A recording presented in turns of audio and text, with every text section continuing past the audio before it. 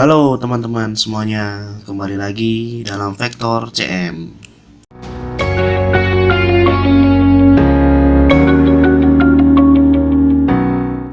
Kita lanjutkan materi trigonometri. Kali ini kita masuk ke sudut istimewa dan kuadran. Nah, di sini sudah saya buatkan sudut istimewanya dan tabel kuadrannya. Mohon maaf, maksud saya diagram Kartesius kuadrannya. Sebenarnya bisa dicari secara manual gitu, tapi akan nanti jelaskan di video yang lain karena biar cepat. Kita lebih baik menghafal saja, menghafal sudut istimewa yang ada itu 0, 30 derajat, 45 derajat, 60, 90 dan seterusnya.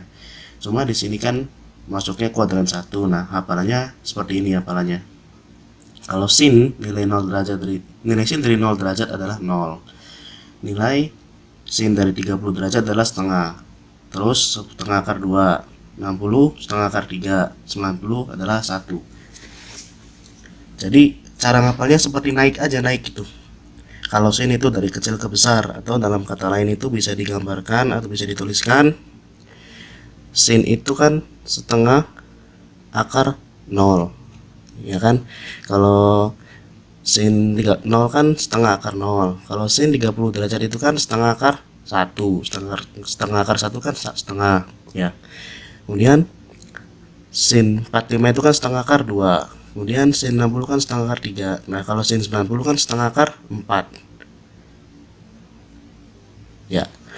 Kalau setengah akar 4 itu kan hasilnya adalah 1.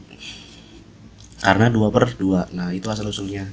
Jadi kalau sin itu naik, apalinnya itu setengah akar 1, setengah akar 0, setengah akar 1, setengah akar 2, setengah akar 3, setengah akar 4. Atau 0, setengah, setengah akar 2, setengah akar 3, dan 1. Nah, tapi teman-teman harus hafal ya. Sudut istimewa di kuadran 1 ini harus hafal, di luar kepala kalau bisa. Kemudian yang kosinus. Kosinus kebalikannya dari sinus. Berarti dari yang besar ke yang kecil. Yang tadinya adalah 90 jadinya 0. Berarti 1, setengah akar 3, setengah akar 2, setengah 0. Turun, makin turun. Kalau tangan apa? Tangan itu kan sinus per kosinus ya. Tangan itu kan sinus per kosinus. Berarti kan tangan 0, berarti sinus per kosinus 0/1, 0. Setengah per setengah akar 3, setengah 3 akar 3, dan seterusnya gitu. Nah, itu adalah nilai-nilai dari sudut-sudut istimewa. Nah, sebenarnya ada cara mencarinya secara manual. Nanti akan dijelaskan mungkin ya kalau sempat di video lain bagaimana cara mencari secara manual. Tapi teman-teman sekarang cukup menghafalkan saja sudut istimewa dari kuadran 1 ini. Oke, sekarang kita masuk ke kuadran-kuadran. Nah, ini saya sudah buatkan diagram Kartesius tentang kuadran. Kuadran 1 itu nilainya dari 0 derajat sampai 90 derajat. Kalau kuadran 2 nilainya dari 90 derajat sampai 180 derajat. Kuadran 3 180 sampai 270. Kalau kuadran 4 270 sampai 360. Nah, hafalannya adalah kalau di kuadran 1 yang sebelah sini semua nilai sinus, kosinus, tangan dan lain-lain itu bernilai positif. Oke, bernilai positif ya. Oh ya, saya buatkan dulu aja fungsi lainnya. Ini sinus, kosinus, tangan. Ada juga yang namanya kosekan. Kosekan alfa. Kosekan alfa itu rumusnya 1 per sin alfa. Kemudian ada sekan alfa. Sekan alfa itu rumusnya 1 per cos alfa. Selanjutnya ada kotangen. Kotangen alfa itu rumusnya 1 per tan alfa. Oke. Jadi misalnya cara mencari sudut ya. Tentukan kosekan dari 30 derajat. Oke, berarti 1 per sin 30 derajat. Oke, sin 30 derajat berapa?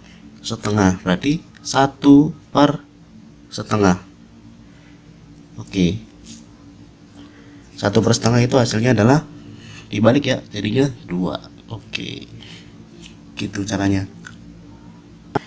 Ini misalkan ada contoh lain, misalnya yang sekan nih, yang sekan berarti sekan dari 60 derajat. Tuh, sekan 60 derajat itu berarti sekan itu kebalikan dari cos, berarti 1 per cos 60 derajat. 1 per cos 60 berapa? Cos 60 itu setengah sama ya, 1 per 2, jadi hasilnya 2 juga. Nah, kemudian kotangan dari 45 misalnya itu berapa? Berarti 1 per tangan 45, 1 per tangan 45. Tangan 45 itu adalah 1, jadi hasilnya 1 gitu. Itu nilai dari kosekan, sekan, kotangan. Nah, kita kembali ke koordinat kartesius kuadrat. Oke, untuk kuadran 1 semua nilai sin, cos, tangan, kotangan itu semuanya positif. Untuk kuadran 2 yang positif itu hanya sin dan kosekan. Untuk kuadran 3 yang positif hanya tangan dan kotangan. Untuk kuadran 4 yang positif hanya kosinus dan sekan.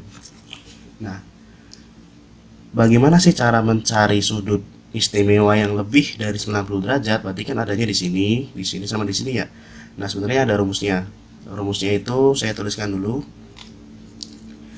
Saya tuliskan dengan pulpen yang beda warna. Namanya ada rumus atas, rumus bawah. Untuk rumus atas saya tuliskan dengan pulpen warna hijau. Ya. Rumus atas untuk kuadran 1 itu alfa. Rumus bawahnya 90 min alfa. Oke. Nanti kita jelaskan apa itu rumus atas, rumus bawah. Untuk yang kuadran 2 rumus atasnya 180 min alfa. Rumus bawahnya 90 plus alfa, 90 plus alfa, 180 min alfa gitu ya. Maksudnya seperti itu. Kemudian kuadran 3 itu rumus atasnya adalah 180 plus alfa. Kemudian rumus bawahnya adalah 270 min alfa. Yang terakhir di kuadran 4 itu rumus atasnya adalah 360 min alfa. Rumus bawahnya adalah 270 plus alfa. Oke. Nah, akan saya jelaskan apa sih rumus atas dan rumus bawah. Rumus atas itu bernilai tetap. Rumus atas bernilai tetap. Atas itu bernilai tetap ya. Artinya kalau kita mencari sebuah nilai dari yang kuadran 2 ini, kalau pakai rumus atas, nilai sin dari rumus atas adalah tetap sin gitu. Nah, kalau rumus bawah bedanya adalah berubah. Oke, berubahnya gimana?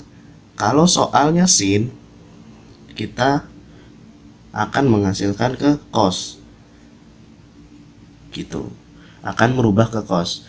Ini berlaku sebaliknya ya, berlaku bolak-balik. Kalau soalnya cos, kita akan berubah ke sin. Kemudian kalau soalnya tangan, itu akan berubah ke kotangan. Sebaliknya juga. Oke. Selanjutnya kalau sekan itu berubah menjadi